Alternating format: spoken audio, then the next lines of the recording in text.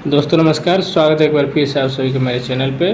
दोस्तों इस वीडियो में हम समझेंगे कि जो काना मैक का या काना कंपनी का जो बैक फ़िल्टर कंट्रोलर यानी कि सीक्वेंशियल टाइमर आता है, इसके बारे में समझेंगे क्या क्या इसकी सेटिंग्स होती हैं और इसके जो पार्ट्स की जानकारी वायरिंग जो टर्मिनेशन है उसके बारे में समझेंगे, कहाँ पे कौन सा वायरिंग किया जाता है और इसके एप्लीकेशंस के बारे में हम समझेंगे। तो दोस्तों सबसे पहले यहाँ पे आप देखेंगे एक पिक्चर दिख रहा होगा जो कि काना मैक का यानी कि जो काना कंपनी का एक बैक फ़िल्टर कंट्रोलर है, जिसको हम सीक्वेंशियल टाइमर भी बोलते हैं, क्योंकि सीक्वेंस में कई सारे रिले को टाइमिंग के द्वारा ऑपरेट करता है या फिर कमांड देता है, इसलिए इसको सीक्वेंशियल टाइमर कार्ड भी बोला जाता है। तो इसी के बारे में समझते हैं कि कैसे इसकी वायरिंग की जाती है और इसकी सेटिंग्स क्या क्या हैं और इसके पार्ट्स के बारे में। तो सबसे पहले दोस्तों हम इसके समझते हैं पावर सप्लाई के बारे में कि पावर सप्लाई इसका किस तरीके से कनेक्ट रहता है, कहाँ पे पावर सप्लाई कनेक्ट किया जाता है। तो दोस्तों ये जो आपका टाइमर कार्ड है या फिर जो सीक्वेंशियल टाइमर है, ये 10 चैनल का यानी कि 10 चैनल का एक सीक्वेंशियल टाइमर कार्ड है, जो कि पल्स जेट सोलेनॉइड वाल्व को कंट्रोल करने के लिए या फिर उसको ऑपरेट करने के लिए इसको यूज़ किया जाता है। अलग अलग टाइमिंग सेट की जाती है, ऑन टाइम और ऑफ टाइम। तो यहाँ पे नीचे सबसे नीचे देखेंगे तो आपके टर्मिनल देखेंगे और इस टर्मिनल में 3 टाइप के आपको टर्मिनल दिखेंगे। पहला टर्मिनल जो है यहाँ पे 4 टर्मिनल है, उसके बाद यहाँ पे टोटल 17 टर्मिनल लाइन से दिए गए हुए हैं। उसके बाद यहाँ पे 5 टर्मिनल का डबल डेकर यानी डबल लेयर का 5 टर्मिनल इसमें दिया हुआ है। तो इसके टर्मिनल के बारे में समझते हैं। तो जब से शुरुआती जो टर्मिनल है दोस्तों इसको हम समझते हैं।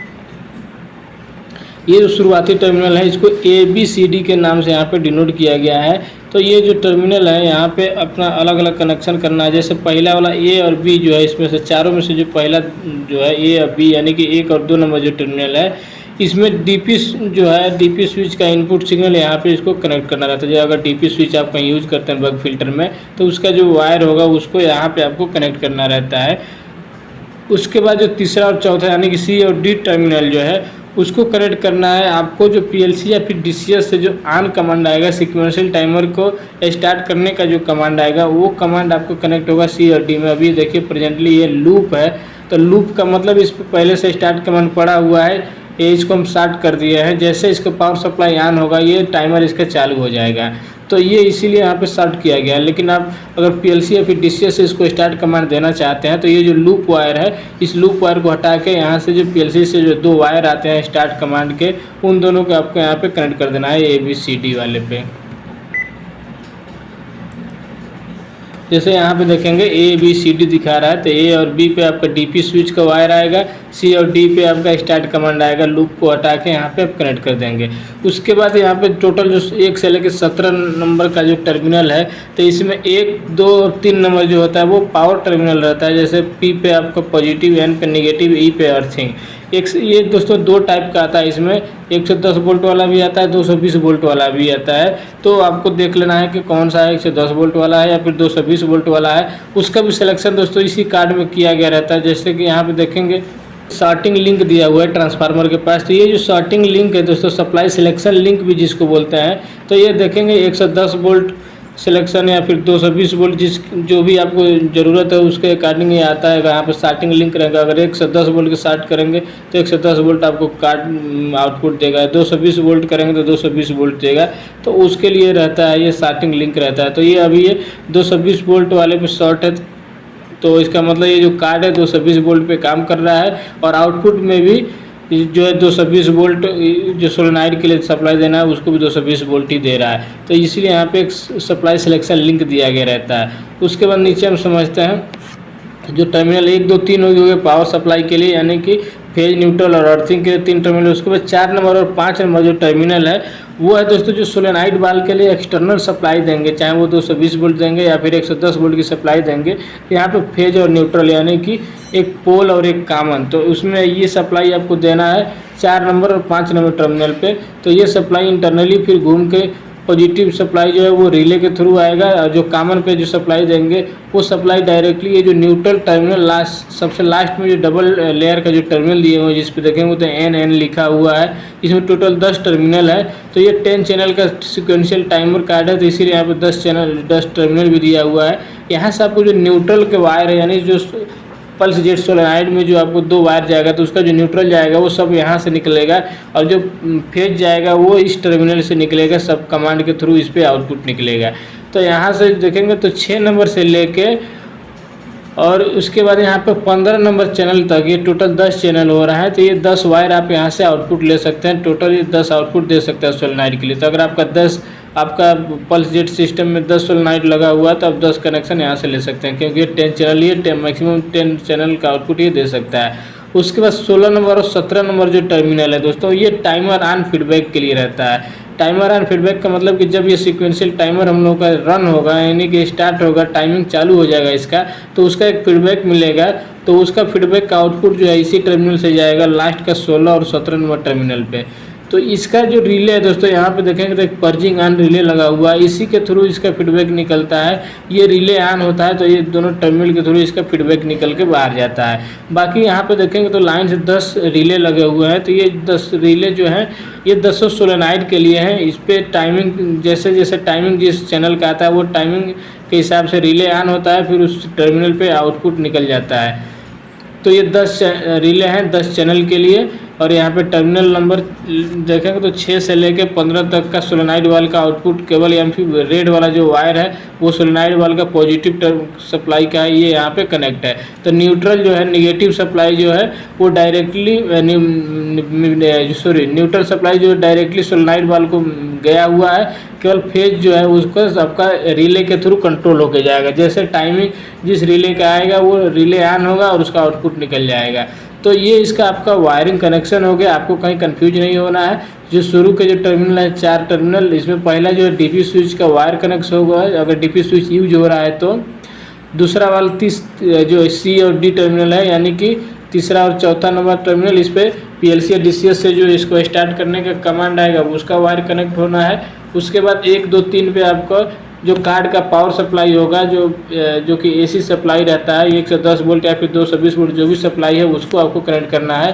4 और 5 नंबर पे जो सोलेनॉइड वाल के लिए एक्सटर्नल पावर सप्लाई कनेक्ट करना है। उसके बाद 6 और 15 तक लेके जो सोलेनॉइड वाल का आउटपुट का फेज का वायर रहेगा उसको कनेक्ट करना है। 16 और 17 नंबर पे टाइमर ऑन यानी कंट्रोलर का ऑन फीडबैक का वायर कनेक्ट करना है, जो कि पीएलसी या फिर डीसीएस पे ही जाएगा। तो उसके बाद यहाँ पर लास्ट में जो डबल लेयर का जो टर्मिनल दिए हुए हैं ये न्यूट्रल का कॉमन टर्मिनल है। यहाँ से न्यूट्रल निकल किसी भी टर्मिनल पे आप कनेक्ट कर सकते हैं, किसी भी सोलेनॉइड का न्यूट्रल वायर किसी भी टर्मिनल पे आप यहाँ पे कनेक्ट कर सकते हैं, क्योंकि ये कॉमन टर्मिनल है, सब एक दूसरे से ये शॉर्ट है। तो ये हो गया यहाँ पे टर्मिनल्स के बारे में। उसके बाद हम समझते हैं पावर सप्लाई के दौरों में। तो दोस्तों यहाँ पे 1 2 3 नंबर पे आपको पावर सप्लाई देंगे।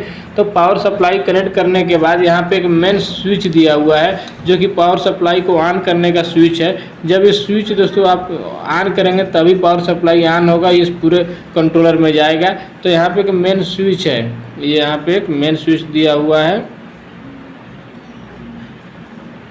जो कि डीपीडीटी यानी कि डबल पोल डबल थ्रो, यानी कि दोनों टर्मिनल का स्विच इसमें आई है। स्विच से फेज और न्यूट्रल दोनों का कंट्रोलिंग है, दोनों को ऑफ और ऑन करता है। तो ये मेन स्विच अभी ऑफ पोजीशन में, जब आपको ऑन करना हो पावर सप्लाई यहाँ पे कनेक्ट करके 1 2 नंबर पे फिर इस स्विच को ऑन करेंगे तब पावर सप्लाई आपका आगे जाएगा। उसके बाद इसके बीच में एक फ्यूज लगा हुआ है, जो कि है मेंस फ्यूज, यानी 100 मिली एम्पियर का यहाँ पे मेंस फ्यूज भी लगा हुआ है। तो दोस्तों अगर आपका पावर सप्लाई इस कार्ड में नहीं जा रहा है, पावर सप्लाई आपका टर्मिनल पे सही है, तो अगर इस तरीके का प्रॉब्लम आता है कि इसका टर्मिनल पे पावर सप्लाई आ रहा है लेकिन कार्ड में नहीं जा रहा है, कंट्रोलर ऑफ हो गया है, तो आपको ये फ्यूज चेक करना है।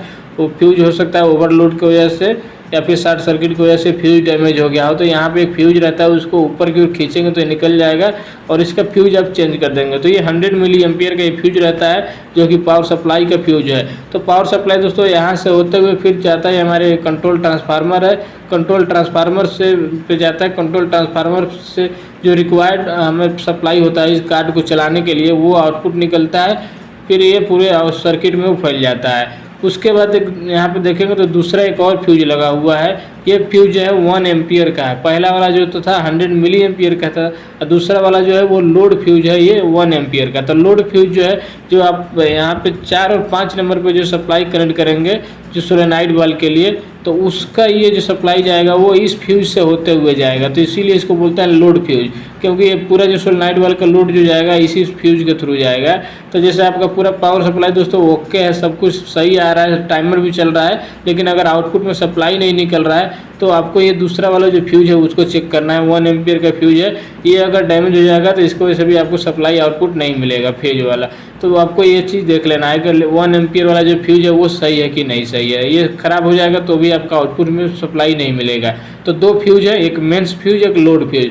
तो मेंस फ्यूज है आपका जो कार्ड का पावर सप्लाई दे रहे हैं उसके लिए, और जो लोड फ्यूज है वो है कि जो लोड सप्लाई दे रहे हैं, जो यहाँ पे 4 और 5 नंबर पर सप्लाई एक्सटर्नल पावर सप्लाई जो कनेक्ट किया जाएगा, जो सोलेनॉइड वाल्व को जाएगा उसका लिए फ्यूज दिया हुआ है। तो ये चीज़ यहाँ पे हो गया दोनों फ्यूज के बारे में। और ये हो गया कंट्रोल ट्रांसफार्मर, जो कि कार्ड को चलाने के लिए जो रिक्वायर्ड पावर सप्लाई होगा वो प्रोवाइड कराएगा कंट्रोल ट्रांसफार्मर, जितना भी आपको आउटपुट में इस कार्ड को चलने के लिए सप्लाई चाहिए। उसके बाद यहाँ पे देखेंगे तो ऑटो और मैनुअल का एक स्विच दिया हुआ है कि इस कंट्रोलर को ऑटो मैनुअल में चलाने के लिए ऑटो में कर देंगे तो टाइमर के हिसाब जो टाइमिंग सेट किया गया कमांड देंगे तो ऑटोमेटिक वो स्टार्ट हो जाएगा। अब मैनुअल में आपको मैनुअल इसको स्टार्ट करना पड़ता है। तो ये ऑटो और मैनुअल स्विच एक दिया हुआ है।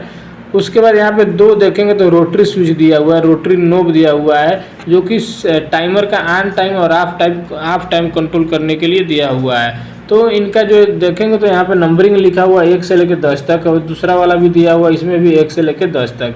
तो जो पहला वाला है दोस्तों वो ऑन टाइम का स्विच है, दूसरा वाला जो है ऑफ टाइम का स्विच है। अब ये ऑन टाइम का जो स्विच है यानी कि जो रोटरी स्विच है, ये हर सोलेनॉइड का एक ऑन टाइम सेट किया है। तो जैसे उस पर जो कमांड जाएगा या फिर जो जिस चैनल का जो टाइमर ऑन होगा वो कितना देर ऑन रहेगा, तो उसका टाइमिंग यहाँ पे सेट किया जाता है कि जो पल्स कमांड जाएगा वो कितना देर के लिए रहेगा। तो 1 से लेके यहाँ पे 10 जो दिया हुआ है ऑन टाइम, तो 1 से लेके 10 तक का मतलब है कि ये 20 से 200 मिली सेकेंड का, यानी कि पहला पे 1 पे करेंगे तो 20 मिली सेकेंड और 10 पे करेंगे तो 200 मिली सेकेंड। तो ये इस तरीके से इसको सेट करके आता है। 1 का मतलब है 20 मिली सेकेंड और 10 का मतलब है 200 मिली सेकेंड। तो इसके बीच में आपको सेट करना, अगर 1 पे करेंगे तो 20 मिली सेकेंड होगा, इसी तरीके से अगर 2 पे करेंगे तो 40 मिली सेकेंड, 3 पे करेंगे तो 60 मिली सेकेंड। ऐसे ही करते हुए 100 तक जब आएंगे तो आपको आ जाएगा 200 मिली सेकेंड। तो आपको कितना करना है वो अपने प्रोसेस के हिसाब से आप देख के इसमें सेट कर सकते हैं। ये ऑन टाइम है, यानी कमांड कितना देर तक हर चैनल एक चैनल पे रहेगा। उसके बाद दूसरा है ऑफ टाइम। ऑफ टाइम का मतलब कि एक कमांड जाने के बाद कितना देर टाइमर ऑन ऑफ बंद रहेगा, फिर दूसरा चैनल पे कमांड जाएगा। तो इसका जो दोनों टाइमिंग के बीच में यानी 1 से 2 चैनल के बीच का जो ऑफ टाइम डिसाइड करते हैं, सेट किया जाता है, वो इस वाले से करते हैं। दूसरा वाला रोटरी स्विच जो है ये 1 से लेकर 10 इसमें भी दिया हुआ है, लेकिन जो ऑफ टाइम रहता है दोस्तों वो 2 सेकेंड से लेकर 120 सेकेंड रहता है। यानी कि 1 करेंगे तो 1 पे 2 सेकेंड रहेगा, और अगर 10 पे करेंगे तो ये 120 सेकेंड हो जाएगा। तो इस तरीके से रहता है। इसके बीच में आप इसको सेट कर सकते हैं जितना सेकेंड करना है। तो ये दोनों आपका टाइमर हो गया, ऑन टाइम और ऑफ टाइम। इसके बाद दोस्तों यहाँ पे देखेंगे तो एलईडी लगा हुआ है। यहाँ पे टोटल 10 एलईडी लगा हुआ है, 10 चैनल का इंडिकेशन के लिए एलईडी लगा हुआ है। जैसे जो रिले आपका ऑन होगा, जो जिस चैनल पे आपका कमांड जाएगा तो वो एलईडी जो है यहाँ पे ऑन हो जाएगा। टोटल यहाँ पे देखेंगे तो 10 एलईडी लगा हुआ है 10 चैनल के लिए। तो यहाँ पे 10 रिले लगा हुआ है, तो जिस रिले पे कमांड जाएगा टाइमर के द्वारा उसका यहाँ पे एलईडी भी ऑन हो जाएगा। तो ये एलईडी इंडिकेशन के लिए दिया हुआ है कि कौन सा चैनल अभी आपका ऑन हुआ है। उसके बाद एक सबसे इम्पोर्टेंट चीज़ है दोस्तों इसमें कि एक बीच में दिया हुआ है चैनल टर्मिनेशन स्विच। ये चैनल टर्मिनेशन स्विच का मतलब एक डीआईपी स्विच दिया हुआ है वो चैनल का सिलेक्शन के लिए। तो इसका क्या रोल होता है उसको हम समझते हैं। ये एक डीआईपी स्विच है जिसको हम चैनल टर्मिनेशन स्विच भी बोलते हैं। अब दोस्तों होता क्या है कि जैसे मान लीजिए यहाँ पे 10 चैनल का कार्ड है। अब 10 चैनल के कार्ड में कभी कभार होता है कि हमें 10 चैनल का रिक्वायरमेंट नहीं है। जैसे खुद इसमें देखेंगे तो इसमें टोटल 7 चैनल यूज में है, बाकी 3 चैनल यूज में नहीं है। तो ये जो डीआईपी स्विच है वो क्या करता है कि जो चैनल यूज में नहीं है उनको ऑफ करने का काम करता है। इसमें एक जो डीआईपी स्विच होता है इसमें 10 स्विच दिया हुआ है, और जिस स्विच को आपको यूज करना है यानी जिस चैनल को आपको यूज करना है उसके सामने का जो स्विच है उसको हम ऑन पोजीशन में रखेंगे, और जिसको आपको यूज नहीं करना है उसको हम ऑफ पोजीशन में रखेंगे।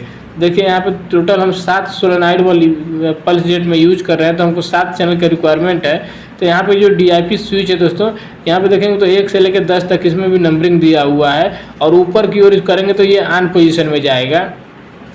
तो अब हम क्या करेंगे दोस्तों कि जो 10 चैनल में हम 7 ही चैनल यूज कर रहे हैं, तो 7 चैनल को हम ऑन पोजीशन में रखेंगे। अब ऑन पोजीशन में करने का मतलब हम इसको ऊपर की ओर करेंगे तो ये ऑन हो जाएगा। तो हम 1 से लेकर 7 तक का जो स्विच है सबको ऊपर के ऑफ पोजीशन में ले आएंगे तो वो ऑन हो जाएंगे। बाकी के 3 जो स्विच है उनको नीचे की ओर रखेंगे तो ऑफ पोजीशन में चला जाएगा। तो उस तरीके से है ये जितना यहाँ पे रिले जो है, अगर 3 ठो अगर हम इसका स्विच ऊपर की ओर रखेंगे तो 3 स्विच का टाइमर जो है इनका कमांड नहीं जाएगा, 7 तक का टाइमर आएगा, 7 के बाद फिर 1 से स्टार्ट हो जाएगा। तो ये इस तरीके से काम करेगा। अगर मान लीजिए अगर आप 1 से लेकर 10 तक यूज कर रहे हैं तो 10 को ऑन करेंगे, लेकिन अगर बीच में आपका कोई चैनल ख़राब हो गया, जैसे 4 नंबर कोई या फिर कोई बीच में 7 नंबर कोई एक ख़राब हो जाता है, तो उसको आपको अगर बाईपास करना है, जैसे 3 तक आए 4 को छोड़ के डायरेक्ट 5 पे चला जाए, तो 4 नंबर स्विच को आपको यहाँ पे ऑफ पोजीशन में रखेंगे तो वो 4 नंबर बाईपास हो जाएगा। तो ये है चैनल टर्मिनेशन स्विच, जो कि DIP स्विच एक लगाया गया है चैनल का टर्मिनेशन का ऐसा कंफर्म करने के लिए कितना चैनल आपका यूज हो रहा है उतने को ही ऑन करना है। तो इसके लिए दिया हुआ रहता है। तो ये हो गया दोस्तों एक काना मेक का जो बैक फिल्टर कंट्रोलर या फिर सिक्वेंशियल टाइमर होता है उसके बारे में जानकारी हमने दिया यहाँ पे कि कैसे कनेक्शन करना है और ये DIP स्विच का क्या काम होता है, पावर सप्लाई किस तरीके से आपका यहाँ पे थ्रू हो रहा है। तो दोस्तों अगर इसमें कुछ फॉल्ट आता है, अगर आपको समझ में नहीं आ रहा है कि कैसे क्या चेक करना है, तो आप हमें कमेंट करके पूछ सकते हैं। लेकिन जनरली दोस्तों इसमें जो प्रॉब्लम आते हैं दो चार प्रॉब्लम आते हैं, कॉमन प्रॉब्लम होता है। एक तो ये होता है कि दोस्तों की पावर सप्लाई आता है लेकिन यहाँ पे कंट्रोलर में नहीं जाता है। तो उस केस में क्या करना है कि जैसे 1, 2, 3 नंबर टर्मिनल जो है पावर सप्लाई का है, तो 3 नंबर तो अर्थिंग का है, 1 और 2 पे फेज और न्यूट्रल आ रहा है। तो 1 और 2 से जो सप्लाई जाता है आपका मेन स्विच पे जाता है। तो अब ये स्विच जो है इसको ऑन होना चाहिए। अगर ये स्विच ऑन करने के बावजूद आपका पावर सप्लाई यहाँ पे फ्यूज पे इनलेट साइड में आ रहा है कि नहीं आ रहा है वो चेक करना है। तो आपको क्या करना है कि फ्यूज को निकालिए। फ्यूज को निकालने के बाद यहाँ अंदर में जो कंटेक्ट रहते हैं उन पे आप इनलेट साइड में चेक करिए कि स्विच को ऑन करने के बाद यहाँ पे सप्लाई जा रहा है कि नहीं जा रहा है। अगर इसको स्विच ऑन करने के बाद सप्लाई नहीं जा रहा है तो मतलब जो स्विच है वो आपका ख़राब हो गया। यहाँ पे स्विच आपको चेंज करना पड़ेगा, बदलना पड़ेगा। और उसके बाद दोस्तों अगर पावर सप्लाई जाने के बाद ये आपका फ्यूज में जा रहा है, फ्यूज में जा रहा है उसके बाद नहीं जा रहा है, तो मतलब फ्यूज जो है आपका ख़राब हो सकता है। तो आपको फ्यूज को चेक करना है। आप इसको फिजिकली चेक कर सकते हैं, देख के भी चेक कर सकते हैं फ्यूज सही है कि नहीं सही है। अदरवाइज इसको मल्टीमीटर से इसके कंटिन्यूटी टेस्ट करके फ्यूज को आप कंफर्म कर सकते हैं कि सही है कि नहीं सही है। अगर ये फ्यूज सही है, यहाँ से आउटपुट भी निकल रहा है, तो उसके बाद यहाँ से सप्लाई जो है वो सीधा जाता है यहाँ पे सप्लाई सिलेक्शन लिंक पे। तो सप्लाई सिलेक्शन लिंक पे यहाँ पे देखना है कि यहाँ आ रहा है कि नहीं आ रहा है। अगर यहाँ नहीं आ रहा है तो इसको ये सिलेक्शन जो लिंक है यहाँ पे स्टार्टिंग लिंक है, ये प्रॉब्लम हो सकता है इसमें। अगर ये भी सही है, यहाँ से आउटपुट जा रहा है तो कंट्रोल ट्रांसफार्मर में जा रहा है। फिर कंट्रोल ट्रांसफार्मर का प्राइमरी साइड से सेकेंडरी साइड में निकलता है। आपको सेकेंडरी साइड में देखना है कि निकल रहा है कि सप्लाई नहीं निकल रहा है। अगर नहीं जा रहा है तो यानी कि ट्रांसफार्मर जो है आपका वो भी ख़राब हो सकता है, जिसकी वजह से यहाँ से आउटपुट सप्लाई नहीं निकल रही है। तो ये तो हो गई मेन पावर सप्लाई, जो कि एक कंट्रोलर को जो पावर सप्लाई चाहिए उसकी सप्लाई हो गई। इसमें अगर प्रॉब्लम आता है तो इस तरीके से आता है। उसके बाद दोस्तों कभी कभार क्या होता है कि जैसे मान लीजिए आप 10 चैनल यूज में ले रहे हैं, तो अचानक से चलते चलते कोई चैनल ऐसा होता है जिसका टाइमर नहीं चलता है, वो प्रॉब्लम उसमें आता है, उसमें कमांड ही नहीं जाता है। तो उस कंडीशन में आपको चेक करना है कि जो रिले से आउटपुट निकल रहा है कि नहीं निकल रहा है। अभी यहाँ पे इंडिकेशन देखेंगे तो कोई LED ऑन हो रहा है कि नहीं हो रहा है, वो आपको चेक कर लेना है। तो कभी कभी क्या होता है कि कोई बीच में का कोई रिले जो है वो प्रॉब्लम हो जाता है, ख़राब हो जाता है, जो कि काम नहीं करता है। तो उस कंडीशन में आपको क्या करना है कि इसको बाईपास कर देना है। अगर पॉसिबल हो, आपको 9 चैनल से आपका काम चल जा रहा हो तो एक चैनल को आपको बाईपास कर देना है। उसके बाद आपको 9 चैनल को आप यूज में ले सकते हैं। तो उसके बाद आता है कि इसका सप्लाई जो लोड सप्लाई यानी कि एक्सटर्नल पावर सप्लाई जो 4 और 5 नंबर पे टर्मिनल पे देते हैं, जो सोलेनोइड को जाता है। तो सेम उसका भी वैसे ही दोस्तों, अगर आउटपुट में आपका सप्लाई नहीं मिल रहा है, मतलब ये फ्यूज जो है वो फ्यूज चेक करना है। पहले तो यहाँ पे देखना है कि पावर सप्लाई आ रहा है कि नहीं आ रहा है। अगर यहाँ पे आ रहा है तो फ्यूज पे देखना है, फ्यूज के इनलेट साइड में आ रहा है कि नहीं, सही आ रहा है तो फ्यूज चेक करना है।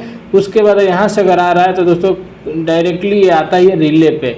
जब रिले पे आपको देख लेना है, रिले से आउटपुट निकलता है तो फिर इन टर्मिनल पे आउटपुट टर्मिनल पे आता है, जो सोलेनोइड के आउटपुट टर्मिनल दिए हुए हैं जो 6 से लेकर 15 तक, इस पे 200 टर्मिनल पे आता है। जो रिले ऑन होगा उस पे आएगा। बिना रिले ऑन हुए यहाँ पे आउटपुट सप्लाई नहीं मिलेगा। जब रिले का जिस चैनल पे आपका टाइमर शुरू हो जाएगा उसका आउटपुट यहाँ पे आता है। बाकी बिना चैनल ऑन हुए यानी बिना रिले ऑन हुए सप्लाई यहाँ पे आउटपुट नहीं मिलेगा। तो इस तरीके से आप इसको ट्रबल शूट कर सकते हैं फाइंड और अपने प्रॉब्लम को फाइंड आउट करके उसको सॉल्व कर सकते हैं। बाकी यहाँ पे ऑन टाइम और ऑफ टाइमर है। तो अगर दोस्तों टाइमर आपका नहीं चलता है सब कुछ सही होने के बावजूद, तो हो सकता है कि आपका कार्ड में प्रॉब्लम है, तो आप उसको कार्ड को रिप्लेस करना पड़ता है। उसके अलावा यहाँ पे जो मैनुअल और ऑटो का एक स्विच दिया रहता है, इसको आपको ध्यान देना रहता है दोस्तों कि अगर ऑटो में यूज करें तो ये स्विच आपका ऑटो में होना ही चाहिए। उसके बाद अगर मैनुअल में है तो मैनुअल में करके दोस्तों यहाँ पे एक मैनुअल बटन दिया रहता है, इसको प्रेस करके आप इसको चेक कर सकते हैं हर चैनल का। तो ये था दोस्तों काना मैक का बैग फिल्टर कंट्रोलर या फिर सीक्वेंशियल टाइमर के बारे में हमने आपको समझाया। उम्मीद है आपको समझ में आया होगा एक एक चीज़। इसके बावजूद भी अगर दोस्तों आपको कुछ इसमें क्वेश्चन हो तो आप हमें कमेंट करके पूछ सकते हैं। बाकी इसका यहाँ पे दोस्तों ड्राइंग हमने यहीं पे अटैच कर दिया है, आप इसको PDF को डाउनलोड करके सेव कर सकते हैं फ्यूचर यूज के लिए। तो इसमें सारा डिटेल्स दिया हुआ है, किस तरीके से इसका वायरिंग कनेक्शन है, कहाँ कहाँ से है, तो आप ऐसे ही भी समझ सकते हैं। तो दोस्तों अगर वीडियो अच्छा लगे तो वीडियो को लाइक कीजिएगा, अगर मेरे चैनल पर नए हैं तो चैनल को प्लीज़ जरूर सब्सक्राइब करें और अपने दोस्तों के साथ इस वीडियो को शेयर करें ताकि उनको भी इस तरीके अगर कार्ड के साथ प्रॉब्लम आ रहा है तो वो अपने कार्ड को चेक करें, प्रॉब्लम को फाइंड आउट कर सके। तो चलिए दोस्तों मिलते हैं फिर किसी और वीडियो में।